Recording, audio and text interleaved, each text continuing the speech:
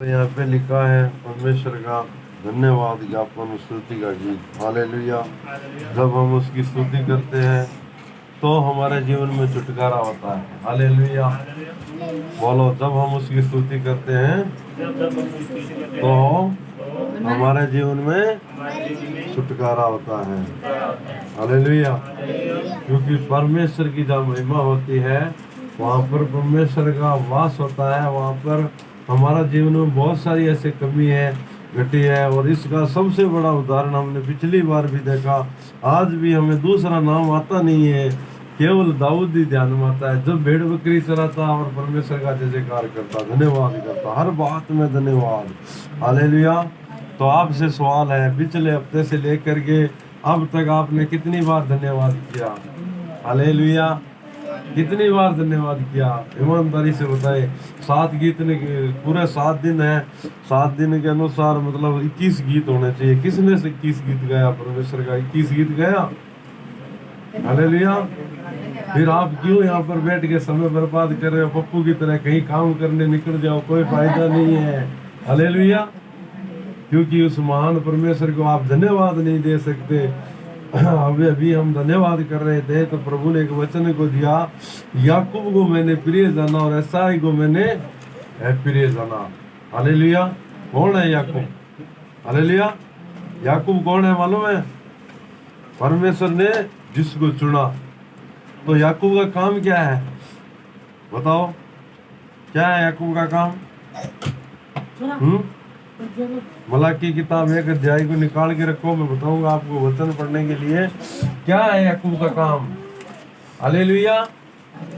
Very simple बात बताता हूँ। अभी शिवरतन जी कोई नौकरी कर रहे हैं किसी कंपनी में, तो उनका काम क्या है उस कंपनी में? बताओ। हालेलुया। क्या काम है बताओ? बोलो कुछ है? घर पे बैठे रहो, कोई जरूरी नहीं है कंपनी के रूल सिस्टम मत मानो, चौको इधर घूमो फिरो, ये वो है, कंपनी महीने का महीने पैसे देगी, ऐसा करेगी? बताओ। हालेलुया। याकूब को परमेश्वर ने क्यों चुना? याकूब को प्रभु ने प्रिय क्यों माना? वो याकूब कौन है? आप और मैं है। हालेलुया। बोलो, वो याकूब कौन है? हालेलुया। आप और हम है। और प्रभु से जब याकूब प्रेम करता है, परमेश्वर उस याकूब का नाम बदल देता है। देखो। हालेलुया। हम याकूब है। याकूब का अर्थ क्या होता है मालूम है? क्या है अर्थ याकूब का? बताओ। झूठा साचा बता दो कुछ। वो कहते तीर चलाओ, कुछ हवा में कहीं लगे तो ठीक है, नहीं कोई बात नहीं है। याकूब का अर्थ क्या है बताओ? याकूब का अर्थ क्या है? ये तो बोल दो मालूम नहीं है, ये भी नहीं बोलना था क्या? याकूब का अर्थ किसी को मालूम है? धोखा देने वाला। क्या है? धोखा देने वाला। आप और हम क्या है? पिछले एक हफ्ते धोखा दिया, एक गीत परमेश्वर के लिए नहीं गया। क्या किया हमने परमेश्वर के साथ? क्यों यहाँ पर बैठ के समय खराब कर रहे हैं? प्रभु का वचन देखो, मिला कि आप अपना महत्व समझो। ये प्रार्थना नहीं है, ये संगति नहीं है, इस 2 घंटे से परमेश्वर खुश होने वाला नहीं है, आप परमेश्वर के साथ जाने वाले नहीं है। बोलो, 2 घंटा आराधना करने से एक हफ्ते में परमेश्वर के साथ जाने वाले नहीं है। समझ रहे हो बात? समझ रहे हो? हालेलुया। 2 घंटा आप प्रार्थना कर रहे हो, यहाँ पर एक कोई आगे आपके साथ है, मिलजुल करके आपने आराधना कर ली, आप सोच रहे हो मैं स्वर्ग में चला जाऊंगा। हालेलुया। प्रभु यीशु मसीह आ रहे हैं। और मैंने आपको, आप बताओ पिछले हफ्ते में आपको क्या समझ में आया? क्या बात समझ में आई? और जो आपके दिमाग में कुछ काम किया या नहीं किया? बताओ। कोई काम आई? कोई बात समझ में आई? कुछ समझ में नहीं आई। प्रभु यीशु मसीह आ रहे हैं। प्रभु यीशु मसीह आ रहे हैं, उसके 2 चिन्ह तो पूरे कंप्लीट हो गए, तीसरा भी कंप्लीट हो गया। समझ में आ रही है बात? कौन सा कंप्लीट हुआ? तीसरा। कौन सा कंप्लीट हो गया तीसरा चिन्ह? पहला चिन्ह कौन सा था? मैंने जो पिछले संडे में आपको बताया, उसका 3 चिन्ह पूरे होने हैं यीशु मसीह के आने में।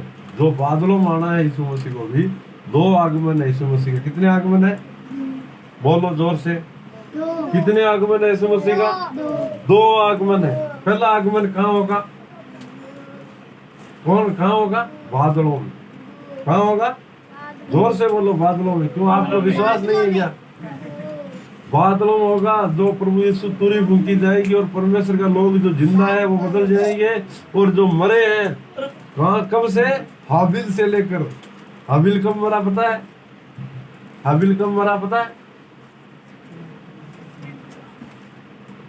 हाबिल पहला जब परमेश्वर को भेंट दिया, धन्यवाद दिया, परमेश्वर को धन्यवाद दिया, उत्पत्ति का किताब के अंदर लिखा है ना, तब परमेश्वर ने जो आदम को पाप किया, और आदम का पाप करने के बाद में हमने जो पहला अध्याय उत्पत्ति में, दूसरा में पढ़ा था, पिछले तीसरा चौथा पढ़ा तो चलो आप लोगों ने, तो वहां पर लिखा है याकूब के जो ये परमेश्वर का पाप करके आदम और हवा बाहर निकले तो उनके दो बेटे हुए। पहले का नाम कैन था, बड़े का, छोटे का नाम क्या था? हाबिल था। और हाबिल और कैन जब परमेश्वर आदम और हवा परमेश्वर को भेंट देने जाते हैं तो हाबिल क्या करता है? अपनी चौकी भेंट लेकर आता है परमेश्वर के सामने। समझ रहे हो मेरी बात? और कैन भी अपनी भेंट लेकर आता है।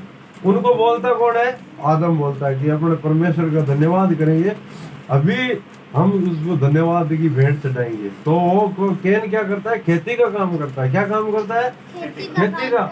तो उसको कहाँ से लेना था? अपने खेती में से छोटी चीज लेकर के परमेश्वर की हजूरी में लेकर आ रही थी, सीधी सी बात है। और हाबिल क्या काम करता है बताओ? भेड़ बकरी चराता है। वो तो उससे तो भेड़ बकरी में से अच्छी सी कोई चीज लेकर परमेश्वर के हजूरी में लेकर आनी थी। तो आप और हम परमेश्वर के सामने क्या लेकर आए? क्या कुछ लेकर आए? परमेश्वर के सामने दिया हम प्रभु को। और वहां पे वचन में लिखा है सबसे खराब चीज कैन लेकर आया। क्या लेके आया? गड़ा सड़ा वो दान था ना, ये तो कुछ काम आने वाला नहीं है, इसको परमेश्वर को गाड़ देंगे। और हाबिल क्या किया? अच्छी से अच्छी लेकर। मैं एक गवाही इसके बीच में आपको बताना चाहता हूँ, आपका विश्वास बढ़े। एक परमेश्वर का दास, परमेश्वर का गवाही मैंने सुना, एक संगति चल रहा था। समझ रहे बात? हालेलुया। आप ध्यान से सुनना पाप परमेश्वर जो तो उसके पास क्या है, मतलब 10 रुपए थे और भेंट चढ़ाने का समय आ गया। आराधना चल रही थी और आराधना चलते बीच में भेंट चढ़ाई जाती है। आपको पता है जो अच्छी भेंट लेकर आता है यही भेंट थी। तो उस बंदे के पास 100 रुपए थे शायद, पता नहीं 100 थे या 10 थे, कुछ भी थे। तो जैसे प्रभु का वो मतलब वो उसके सामने आया तो उसने अपना मतलब उसको देखो जो था जेब में था उसको प्रभु के चरणों में डाल दिया। ध्यान देना बात को। हालेलुया। और उसको जाना था कम से कम मतलब 20-30 किलोमीटर जाना था। अब उसके पास भाड़ा नहीं था। क्या नहीं था? भाड़ा नहीं था। वो सोचा, उस डालने से पहले उसने सोचा होगा यार कुछ मैं रख लूं ताकि भाड़ा मेरे पास हो, मैं पहुंच जाऊंगा। मगर उसने ये नहीं सोचा। उसने कहा प्रभु देख 10 का नोट या तो बंदा है तो उसका टुकड़ा तो करेंगे नहीं, या 100 का नोट है टुकड़ा नहीं करेंगे, या 500 का नोट है टुकड़ा नहीं करेंगे। जो भी है प्रभु का एक कल्पना आप करते हो, काम कल्पना करते हैं, ठीक है। तो उसने सारा का सारा प्रभु के चरणों में क्या कर दिया? खुदा जी। अभी क्या है, प्रार्थना चल रही है, पता नहीं पीछे से कोई आदमी आया और उसके मतलब जो कोट है जेब, उसके जेब में कुछ डाल के चला गया। जब आराधना चलती है आपको पता है गीत में आंख बंद रहती है। अगर आप लोग आंख बंद कौन कौन रखते हो गीत गाते हो? हाथ खड़ा करो, हाथ खड़ा करो मेरे साथ। आंख बंद कौन रखते हो गीत गाते वक्त? आप वर्शिप के वक्त में, आराधना के वक्त में आप और हम गीत गा के कम से कम जो गीत जैसे मान लो लीड करने वाला है उसको तो आंख उगाड़ी करनी पड़ती, क्योंकि उसको मालूम है, देखना पड़ता है भाई कौन सी लाइन उत्सुक नहीं हो जाए, सही है ना। तो गीत गाते वक्त हर आदमी जो आत्मा में आराधना करता है ना उसको मालूम नहीं होता अगल में क्या हो रहा है, बगल में क्या हो रहा है, आगे क्या हो रहा है, पीछे क्या हो रहा है। उसको एक ही मतलब है, वो पर आराधना देखने के लिए नहीं आया, वो आराधना परमेश्वर की करने के लिए आया। आपके पास क्या हो रहा है अगल में बगल में उसको होश नहीं रहेगा। क्या नहीं रहेगा? उसको मालूम है। मगर उसे ये मालूम चला यार किसी ने मेरे जेब में हाथ डाला है। बोला क्या डालेगा, अपने पास कुछ है ही नहीं क्या लेकर जाएगा? समझ रहे बात? मगर वो लेके नहीं गया, उसको देख के गया। जब वो जाके देखा, बस में बैठ गया, किराया दिया, जेब में हाथ डाला, वहां पर उसने बता रहे भाई कितने का नोट निकला पता नहीं, कुछ निकला और आराम से घर पे पहुंच गया। देखो कैन ने भेंट लेकर आया परमेश्वर के हजूरी में, वो बेकार से बेकार भेंट लेके आया। मैं पिछले टाइम आपको बोला है, अपने आप को हम खाली करेंगे, परमेश्वर क्या करेगा? भर देगा। कई लोग अपने आप को खाली नहीं करना चाहते हैं, तो हम लोग, परमेश्वर उसको भरेगा नहीं। समझ रहे हो ना बात? अपने आप को हमें खाली करना है। खाली कैसे करेंगे? जितने पैसे लिया के डाल दो, ये खाली करना नहीं है भाई। कहीं सिंधु को मोदी जी ने तो नोटबंदी की, कोई भी नोट कहीं नहीं रह जाए, 500 का, 1000 का, सारे ला करके किसी को दे दिया, इधर दे दो, उधर दे दो, बैंक में दे दो, सही है ना? वो खाली करना नहीं है। हालेलुया। नहीं है, मैं खाली करना क्या है? अपने हृदय में, आपके मन में जो कुछ है, परमेश्वर के सामने रखो। हालेलुया। आपको प्रभु ने प्रिय माना है। देखो मलक की किताब 1 अध्याय और 2 वचन पढ़ो, जोर से पढ़ सचिन। यहोवा यह कहता है, यहोवा ये कहता है, मैंने तुमसे प्रेम किया है। परंतु बोलो, तुम पूछते हो, परमेश्वर ने आपसे प्रेम किया नहीं किया? हालेलुया। परमेश्वर ने आपसे प्रेम किया कि नहीं किया? यूहन्ना 3 में क्या लिखा है? उसने ऐसा प्रेम किया, अपना इकलौता पुत्र दे दिया। और इससे ज्यादा प्रेम आपको क्या चाहिए? मगर आप 1 हफ्ते में 7 गीत ही परमेश्वर का नहीं गा सकते, धन्यवाद नहीं पढ़ सकते, नीति वचन नहीं पढ़ सकते, वचन नहीं पढ़ सकते, फिर आपका आत्मिक जीवन देखो। अभी ये सचिन है, सचिन का मम्मी कहाँ है? ये बेटी है। जब ये 1 महीने का, 2 महीने का था, 3 महीने का, 6 महीने पहले, इस उदाहरण को मैं बता दिया आपको, सही है ना? तो ये टॉयलेट अगर मान लो, अगर जहाँ सो रहा है वहां पर कर दिया, टॉयलेट कर दिया, तो इसका मम्मी कुछ भी नहीं बोलता था। क्यों नहीं बोलता? ये क्या है? बच्चा है, सही है ना? 6 महीने का है, 2 महीने का। मगर आज अगर ये लेटरिंग करे अपने बाथरूम वहां पर, तो क्या करेगा मम्मी? एक लकड़ी लेकर आएगा। सही है कि नहीं है? आप बच्चे मत बन के रहो, मैं कह रहा हूँ। वो बच्चे आप और मैं, सचिन नहीं है। अगर आप और हम गीत नहीं गाते हैं, उसका वचन नहीं पढ़ते हैं, उसका संगति नहीं करते हैं, उसका आराधना नहीं कर रहे, तो हम सचिन की तरह वो बच्चे हैं। और कपड़ों में क्या कर रहे हैं? लेटरिंग बाथरूम कर रहे हैं। परमेश्वर जब झापट लेकर आएगा ना, समझ में नहीं आएगा क्या हो गया मेरे साथ, ये कैसे हो गया पास्टर जी? अरे वार्निंग दे रहा है ना परमेश्वर, समझो। अरे धन्यवाद करो उसका। क्यों करो? आपसे और मेरे से प्रेम किया है, और इसका सबूत है ये वचन। बोलो, क्या किया उसने हमसे? मैंने तुमसे प्रेम किया है, परंतु, आगे बढ़ो, परंतु तुम पूछते हो, परंतु तुम पूछते हो, तूने किस बात में हमसे प्रेम किया है? देखो, तुम क्या करते हो? पूछते हो, हमसे क्या प्रेम किया प्रभु जी? हालेलुया। आप समझो बात नहीं समझ में आ रही है? जिसको नहीं समझ में आ रही है वो जोर से बोलो हालेलुया। समझ रहे हो ना बात? हालेलुया। समझ में आ रही है? समझ में आ रही है सबको? इसलिए पता चलता है कि कितने को समझ में आ रहा है, कितने को समझ में नहीं आ रहा है। अपने आप को जांच के रखो, प्रभु के चरणों में बैठे हैं। प्रभु का वचन क्या कहता है? जहाँ 1 या 2 मेरे नाम से इकट्ठे हैं, वहां पर मैं। आप पूर्णानंद के साथ, पूर्णानंद एक खेती में काम करने वाला एक मामूली सा मजदूर है, कुछ भी नहीं है। आप परमेश्वर के हजूरी में बैठे हो, सबसे बड़ा आप और हम किसके हजूरी में बैठे हैं? तो हमारा कान, दिमाग, ध्यान सब उस वचन की तरफ लगे रहने चाहिए। हालेलुया। तो यहाँ पे लिखा है, प्रभु कहता है मैंने तुमसे प्रेम किया है, परंतु तुम मुझे पूछते हो तुमने किस बात से प्रेम किया? हालेलुया। आगे बढ़ो। यहोवा की यह वाणी है, क्या एसाव याकूब का भाई नहीं था? देखो, क्या एसाव याकूब का भाई नहीं था? क्या आप जैसे भाई, हमसे तकड़े तकड़े भाई, हमसे अच्छा पढ़े लिखे भाई और नहीं है इस गांव में, इस परिवार में, समाज में, इस एरिया में, इस इलाके में नहीं है? हैं? क्यों चुना आपको? इसलिए बैठे रहो, खाओ पियो, मौज करो भाई, करो, वो अच्छी बात है, कोई बात नहीं। मगर परमेश्वर का धन्यवाद कहाँ है? हालेलुया। आप धन्यवाद क्यों नहीं दे रहे परमेश्वर को? अगर धन्यवाद नहीं दोगे तो परमेश्वर हिसाब लेगा, छोड़ने वाला नहीं है। ये तो चल रहा है ना अभी, महीना वाला दिन, 2 महीना वाला दिन आता है ना बिल, क्यों आता है? हिसाब ले रहा है ना वो।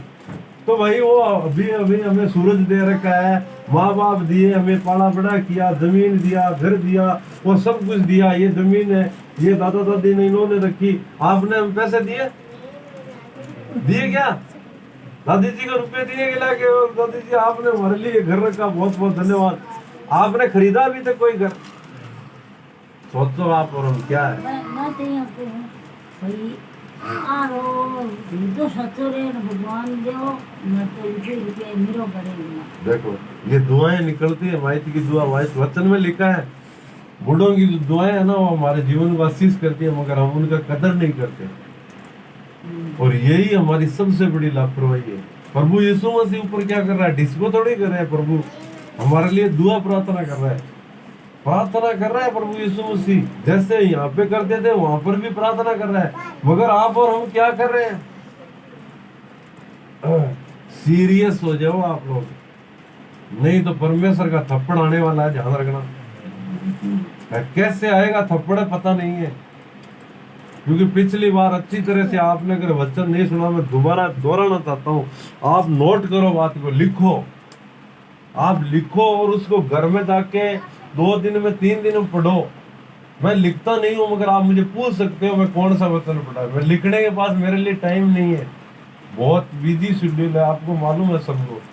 फिर भी मैं ध्यान रखता हूँ और हर टाइम मेरा ध्यान और प्रार्थना में रहता है, वचन में। आप पूछोगे ना तो अभी आप बोलो ना कितने भजन गाए हैं मैंने? कम से कम मैंने सैकड़ों भजन गाए, सैकड़ों भजन संहिता को पढ़ दिया, नीति वचन बराबर पढ़ दिया, और भी बहुत सारे परमेश्वर के वचन परमेश्वर के सेवकों से सुना, और भी बहुत सारे लोगों। तो आप और हम कर क्या रहे हैं? प्रभु ने आपसे हमसे प्रेम नहीं किया क्या? प्रभु यही तो कह रहा है ना, ये याकूब कौन है? आप और हमें। दूसरा आगे बढ़े, तो भी मैंने याकूब से प्रेम किया, परंतु एसाव को अप्रिय जानकर। ये आप एक मिनट, एक बस इतनी मेरे को पढ़ानी थी आपको। आप सोच रहे हो ना बाहर, यहाँ पर बाहर बैठे नहीं है, ये आपके घर के लोग, समाज के लोग, परिवार के लोग, गांव के लोग, जात के लोग नहीं बैठे हैं क्या? कौन है वो है कौन? बताओ। एसाव है वो लोग, एसाव यहाँ पर साफ बता रहा है। एसाव और याकूब किसके बेटे थे? आदम के। किसके थे?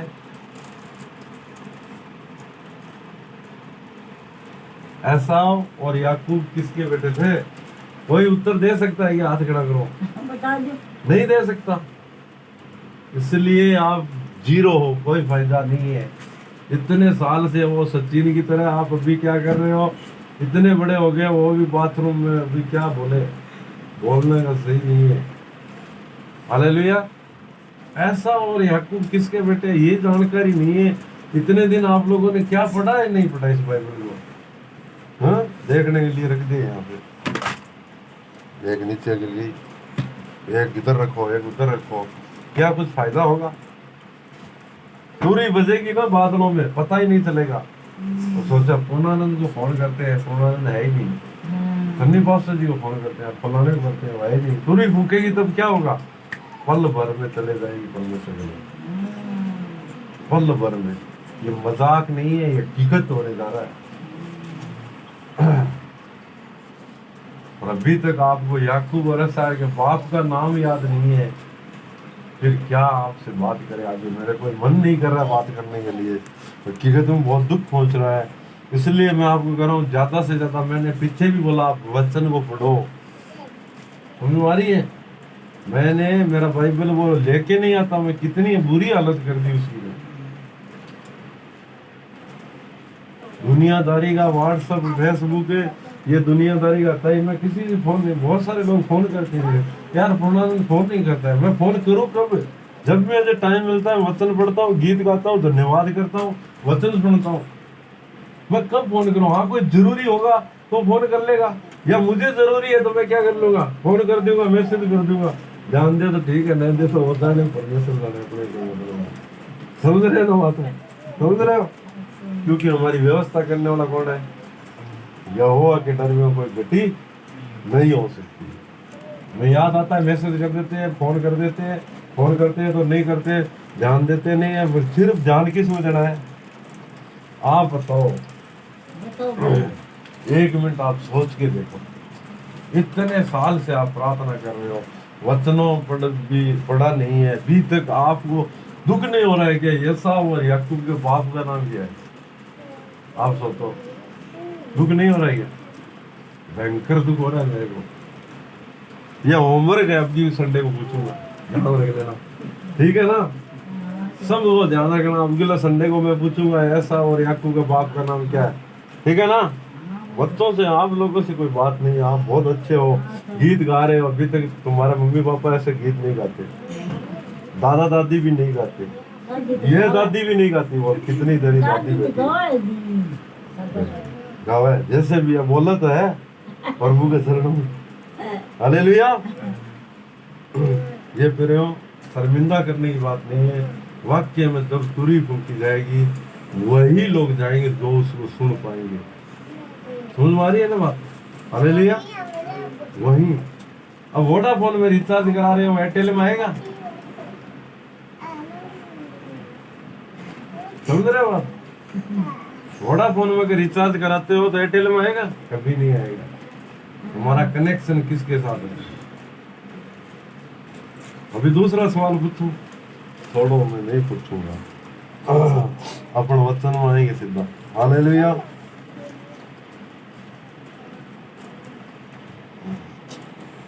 भजन संहिता में जाओ, सचिन आप भजन संहिता में जाओ। भजन संहिता का 3रा वचन पढ़ो, जोर से पढ़ो।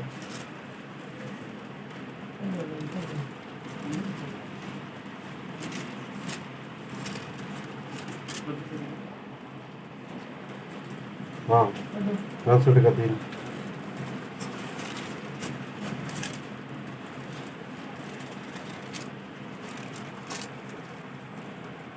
परमेश्वर से कहो, तेरे काम क्या ही भयानक है। तेरी महासामर्थ्य के कारण तेरे शत्रु तेरी चापलूसी करेंगे। अब ये वचन पढ़ा आपने, जिस जिसके बाइबल है वो पढ़ो, दोबारा पढ़ो। इस वचन का कोई अर्थ है, कोई बात आपको समझ में आ रही है? कुछ समझ में आ रही है सचिन? ओ सचिन, कुछ समझ में आ रही है? मैं घर पे क्या करना, ध्यान ना, आशीष वगैरह स्कूल आ जाओ, मैं नीति वचन निकाल लिया, मैं नीति वचन पढ़ूं और मैं कहूँ आशीष बता, अर्थ बता।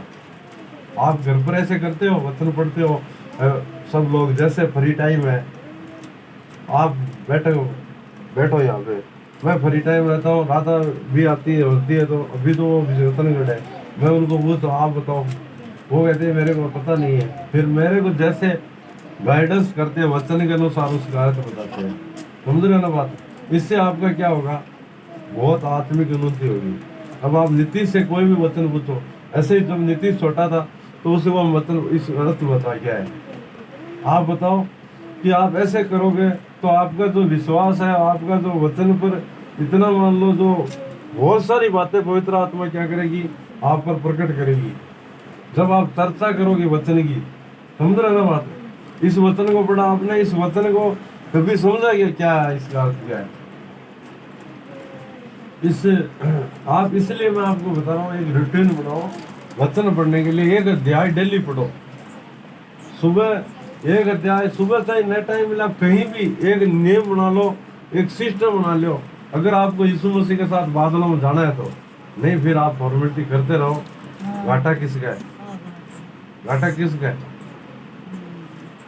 प्रभु यीशु मसीह का। आप इतना जानते हुए प्रभु में अगर पीछे रह जाओगे, कोई फायदा नहीं है परमेश्वर का यहाँ पर इकट्ठे होकर आराधना करने का, कोई फायदा नहीं है। यहाँ पर आकर सन्निपास जी पूछे और मेरी तो खाल खड़ी करेंगे, बोले ऐसा हो यार, आपको का बाप का नाम नहीं बता सकते, क्या सिखा रहे हो, क्या कर रहे हो, क्या वचन।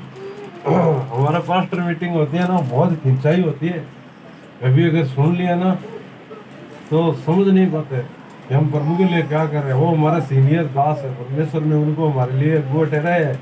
अगर उस बात को हम अगर पूरा नहीं करें तो हमारे लिए आशीष नहीं होगी। समझ रहे ना बात? क्या नहीं होगा? हमें जो आशीष जो परमेश्वर देना चाहता है वो नहीं मिलेगी। आप इस वचन को जब हम पढ़ते हैं, परमेश्वर से कहो तेरा काम क्या नामक है, तेरे सामर्थ्य का तेरे शत्रु चापलूसी कर रहे। आज देखो दुनिया के अंदर क्या हो रहा है, परमेश्वर के जो लोग आराधना कर रहे हैं, परमेश्वर की जो महिमा कर रहे हैं, तो वहां पर क्या हो रहा है? देखो वो शत्रु तो चलो दिखते हैं, मगर आपके अंदर शत्रु बैठा है। मालूम है क्या आपको? आपके अंदर शत्रु बैठा है, और वो आपको वचन नहीं पढ़ने दे रहा है, गीत नहीं गाने जा रहा है, और वचन के अनुसार मतलब जो पढ़ रहे हो उसको समझने नहीं दे रहा है, उसके अनुसार चलने नहीं दे रहा है। वो शत्रु कौन है? आपके अंदर बैठा है। समझ रहे हो ना बात? वो शत्रु आपका शरीर है। समझ में आ रही है? ये हमारा शरीर है शत्रु। आपने क्यों नहीं हमें इस बात पर जोर देना है ज्यादा से ज्यादा। देखो वचन में क्या लिखा, रोमियो पत्री को लिखते होगे तो पौलुस परमेश्वर का दास क्या कहता है? क्या कहता है मालूम है? विश्वास सुनने से और सुनना परमेश्वर के, बोलो मेरे पीछे, विश्वास सुनने से और सुनना परमेश्वर के वचन से। आप पूरा एक हफ्ते किसका सुना? फेसबुक पे सुना, यूट्यूब पे सुना, व्हाट्सएप पे सुना, इंस्टाग्राम में सुना, घर में सुना, पड़ोस में सुना, समाज में सुना, वहां कोई वचन सुना? तो फिर कहाँ विश्वास होगा? कहाँ हम परमेश्वर के अंदर है? बताओ। हम उस आड़ती 5 कुंवारियों के समान हमारा ये जीवन नहीं होना चाहिए। परमेश्वर यही कहना चाहता है आदम में, हमारा जीवन तैयारी के साथ हो, प्रभु के साथ तैयारी करे, वचन पढ़े, वचन ज्यादा से ज्यादा इस वचन को पढ़ो। इसको पढ़ोगे आपका जीवन बदला। इस शत्रु को हटाओ आपके जीवन से। लोग सोच रहे हैं बाहर कोई मेरा शत्रु घूम रहा है, बाहर कोई शत्रु नहीं है। हमारा शत्रु हमारे अंदर बैठा है, इसको हमें हराना है। कैसे हराएंगे? कैसे हराएंगे? बताओ कैसे हराएंगे? प्रार्थना से और उपवास से। और पिछले हफ्ते में किसने उपवास लिया? किसने उपवास लिया? क्या एक हफ्ते में कोई उपवास किया? हाथ खड़ा करो। कोई उपवास नहीं किया। फिर कैसे आत्मिक जीवन बढ़ेगा? एक जगह प्रभु यीशु मसीह चले क्या कर रहे हैं? निकल जा दुष्ट आत्मा, निकल जा दुष्ट आत्मा, बीमारी चली जा, कर्जो चली जा, ये मेरी तंगी चली जा। उदाहरण बता रहा हूँ, वहां पे यही लिखा है दुष्ट आत्मा निकल जा, नहीं निकल रही है। चलो तब वो यीशु मसीह के पास जाते हैं। यीशु मसीह आते हैं तो क्या बोलते हैं? मैं तुम्हारे साथ कब तक दुख उठाता रहूंगा, ये जाति उपवास और प्रार्थना के बिना नहीं निकलेगी। ये जाति यानी एक जाति आपके अंदर है, आप पर राज कर रही है। वो समझ रहे हो बात? एक जाति, एक यानी की शक्ति जो आप पर राज करे, उसको हराओगे कैसे? उपवास करके। हालेलुया। उपवास करके। कैसे हराएंगे? बताओ कैसे हराएंगे? उपवास प्रार्थना करके। आज आप मान लो संडे की आराधना है, तो जिसको गवाही मिलता है शनिवार से ही, शुक्रवार से ही उपवास में बैठ जाओ। प्रभु दीतवार के दिन तू हमसे बात करना चाहिए, तू हमारे लिए बातचीत कर। परमेश्वर आगे तेरा क्या योजना है, तेरा क्या प्लान है, तेरी क्या मेरे लिए प्रभु जी योजना है, वो पूरी कर। समझ रहे हो बात? आप कर सकते हो। नहीं ज्यादा रहती है, 2 घंटा करो, 3 घंटा करो, 5 घंटा करो, उपवास प्रार्थना करो। एक हफ्ते में एक उपवास करो ही करो, जरूर है, बहुत ही जरूर है, बहुत जरूर है। आप जो आपको वचन सुनाते हैं उनके लिए उपवास प्रार्थना कभी किया? हाथ खड़ा करो। कभी नहीं किया ना? पौलुस कहता है ना पत्रियों में, पौलुस की पत्रियां आप पढ़ी होगी तब मालूम होगा ना, वहां पे लिखा है कलीसिया का खत लिखकर, मेरे लिए उपवास प्रार्थना करो ताकि मैं अच्छा वचन सुना सकूं। समझ में आ रही है बात? ताकि तो मैं अच्छा वचन, ठोस वचन स्वर्ग से लेकर के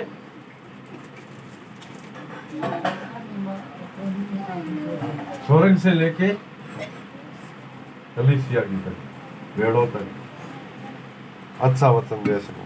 कैसे देंगे? उपवास प्रार्थना। आज बाद में उपवास प्रार्थना करोगे? हाथ खड़ा करो। कौन कौन करेगा? बिल्कुल उपवास प्रार्थना करोगे। अगर आपको बंधना है, स्वर्ग में जाना है, बादलों में जाना है, ये जाति उपवास प्रार्थना के बिना नहीं निकलेगी। और इस जाति पर जय तभी मिलेगी जब हम उपवास प्रार्थना में बैठेंगे।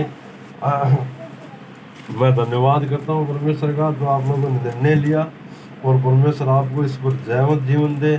और देखो हम जो इसका लास्ट वचन पढ़ेंगे, अगर आप परमेश्वर का वचन को पूरा करेंगे तो यहाँ पे लिखा है 18 वचन में लिखा है, नीति वचन 66 का 18 पढ़ो। नहीं नीति वचन सॉरी 66 नहीं है, ये भजन संहिता 66 का 18 पढ़ो। 66 का 18 में क्या लिखा है? यदि मैं मन में अनर्थ की बात सोचता तो प्रभु मेरी न सुनता। देखो क्या लिखा है, यदि मैं मन में अनर्थ बात सोचता तो प्रभु मेरी नहीं सुनता। आज तक आपकी जितनी प्रार्थना सुनी है वो प्रभु की क्या है, आपने अनर्थ बात नहीं सोची है। इसलिए प्रभु चाहते हैं आप लोग और ज्यादा मजबूत हो जाओ, और ज्यादा पक्के हो, परमेश्वर का आत्मिक जीवन में भरो, आत्मा का सामर्थ्य पाओ, पवित्र आत्मा का सामर्थ्य पाओ, अभिषेक पाओ, पवित्र आत्मा के फलों में फलवंत हो, इन वचनों में मजबूत हो आप लोग।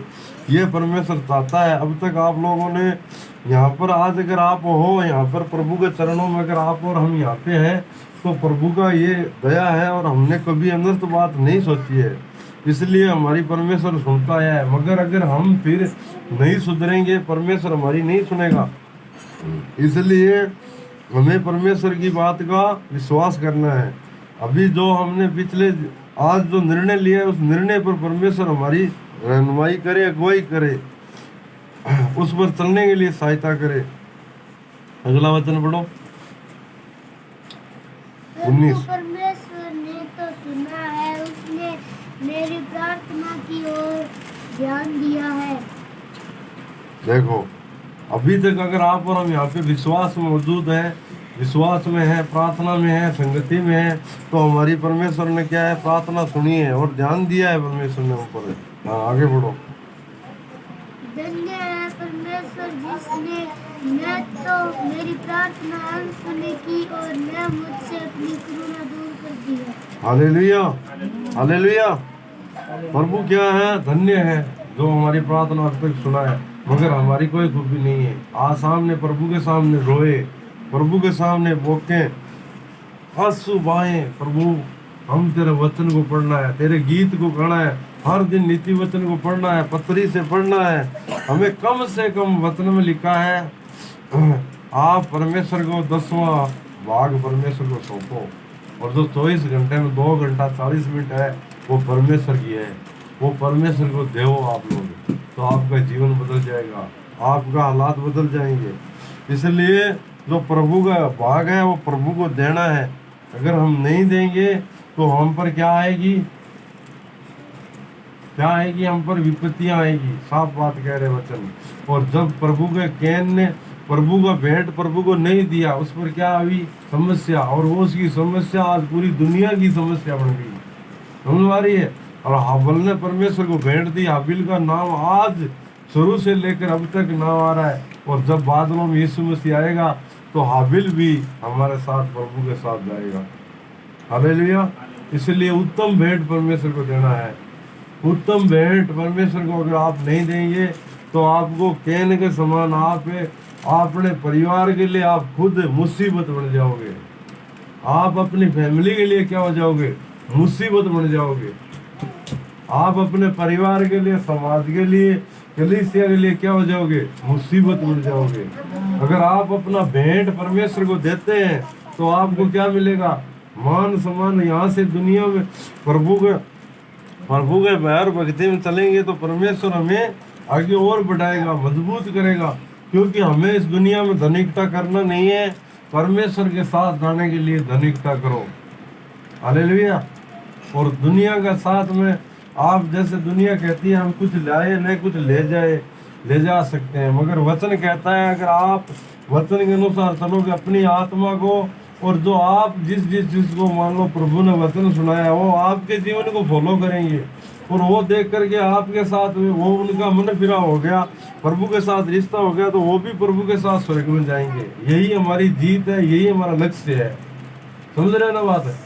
तो आज बात में इस बात को निर्णय लेना, उपवास जरूर करो, 7 गीत पूरा 24 घंटा में जरूर गाओ, एक नीति वचन जरूर पढ़ो, एक पत्री जो नए नियम में कोई सी पत्री ले लो आप, हमारा सीसर क्या करते हैं, यहूदा की बकरी पढ़ते हैं कभी बहुत बार, तो एक ही अध्याय, सिर्फ एक ही अध्याय। मैं कह रहा हूँ ऐसा क्यों करता है, ये टाइम नहीं है, पढ़ो तो सही। वो पढ़ा हुआ कभी गलत, इसीलिए जब मैंने दोबारा जब मैं उसी दिन आया तो क्या आप लोगों ने बिल्कुल सीरियस नहीं लिया। वचन पढ़ने वाला, वचन सुनने वाला और वचन पर चलने वाला, तो आप वचन नहीं पढ़ोगे तो धन्य कैसे होंगे? आप और मैं कैसे होंगे धन्य? केवल आपके लिए नहीं है, मेरे लिए भी यही बात है। आप सोचना है आपको कोई मैं कोई बात दे रहा हूँ, कोई बात नहीं। अगर मैं वचन को पढ़ता नहीं ना तो यहाँ पे खड़ा नहीं हो सकता, सीधी सी बात है, आ नहीं सकता मैं यहाँ पे। कौन लेकर आता है? वचन। प्रभु का प्रेम कहता है, और वो प्रभु ये चाहता है, मौका दिया आज हमें एक और इस स्थिति को। आप अगर उस दिन इस वचन को समझ जाते ना, वचन में पढ़ने वाला धन्य, जब हम वापस शुरू किया तो यही वचन था ना, याद है ना? आप किस को याद है भाई वचन पढ़ने वाला धन्य है? तो मैंने तो उस दिन मेरे मन में क्या आया पता है, मैं अभी तो पूरा बाइबल पढ़ देंगे बिगाराम सर वाले सारे सुनेंगे। मैंने ऑडियो भी बताया था, मैं ये ऑडियो भी सुना करो, मैं यही करता हूँ। रास्ते में भी आ रहा था भजन संहिता 119 जो 17 मिनट तक ऑडियो चलता है, 17 मिनट, तो वापस उसको ऑन कर देता हूँ, जैसे पूरी हुई वापस ऑन। मैं सोचा यार मैं अब तो विद्वान सरा कलीसिया लोग वचन पढ़ेंगे बहुत है, आप आज मैंने सब सुन के मेरा तो मन उदास हो गया। ऐसे मतलब आप समझे नहीं बात को, क्योंकि समझ में नहीं आएगी ना बात, तब तक क्या है कि उस बात का कोई हमारे पर फर्क नहीं पड़ेगा। बोलने वाला बोलकर, इसीलिए वचन में क्या लिखा है, कान तो है, सुनते तो है मगर समझते नहीं, सुनते तो है मगर समझते नहीं। इसलिए अगर समझ गए आप तो फिर दोबारा बोलने की जरूरत नहीं है। इसलिए इस बात को समझो, वचन पढ़ो। आप ज्यादा से ज्यादा आप अकेले बोले, आप ये ताश खेलने वालों के बीच में, इधर उधर बात करने वालों के बीच में समय मत दो, कोई फायदा नहीं है। क्या मिलेगा कुछ है? मेरे को तो दुख होता है, कितने कहीं भी बैठ जाओ, जहाँ दुनियादारी बहुत सारी बातें हैं, समय नहीं, वही काम है वो किया बस, बात वचन ज्यादा से ज्यादा इसके साथ जाना है। किसके साथ है? प्रभु यीशु मसीह के साथ। हमारे लिए खून बहाया, हमसे प्रेम किया है। जब आपको आलस आए तो आप बोलना, क्या बोलना, तू लायक नहीं था बोलना, तेरे से बहुत अच्छे लोग जाते हैं, मगर उसने दया करी है, उसने खून बहाया तेरे लिए, उसने कोड़े खाए, उसने दुख उठाया मेरे लिए। मैं कोई लायक नहीं था। उस महत्व को समझो आप। जब तक ये महत्व आप नहीं समझेंगे, मैं नहीं समझूंगा, हम वचन पढ़ने का मन नहीं करेगा। मार, इसीलिए पौलुस क्या कहता है, मैं अपने आप को मारता कूटता परमेश्वर के योग्य मारता। यही तो मारना कूटना है। मन नहीं कर रहा है, अभी वचन पढ़ना है भाई, वचन के अनुसार चलना है, भेंट देनी परमेश्वर को। ये भेंट है परमेश्वर के हजूरी में, आप समझ चाहते हो। प्रभु आपसे बात करना चाहता है। किस लिए बनाया सारा सिस्टम? किस लिए बनाया परमेश्वर ने? दुख उठाने के लिए नहीं बनाया मनुष्य के लिए, दुख उठाने के लिए नहीं बनाया। किस लिए बनाया? मनुष्य को आनंद शांति और खुश रखने के लिए। मगर उसने किसकी सुन ली? शैतान की सुन ली, इसलिए वो दुख में चला गया। मगर परमेश्वर ने दूसरा प्लान भी तैयार रखा यीशु मसीह के जरिए, हमें वापस वो शांति आनंद देने के लिए तैयार रखा। इन वचनों से प्रभु आप सबको आशीष दे। और आगे हम बच्चे लोग खड़े होंगे, वचन याद किया वो बताएंगे, अपनी गवाही बताएंगे, फिर हम प्रार्थना में जाएंगे, फिर आगे हम थोड़ी देर वचन को और देखेंगे, क्योंकि टाइम बहुत ही जल्दी निकल रहा है।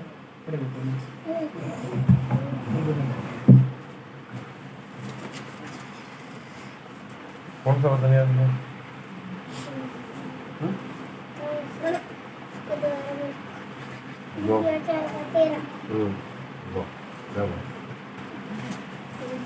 मुझे सामने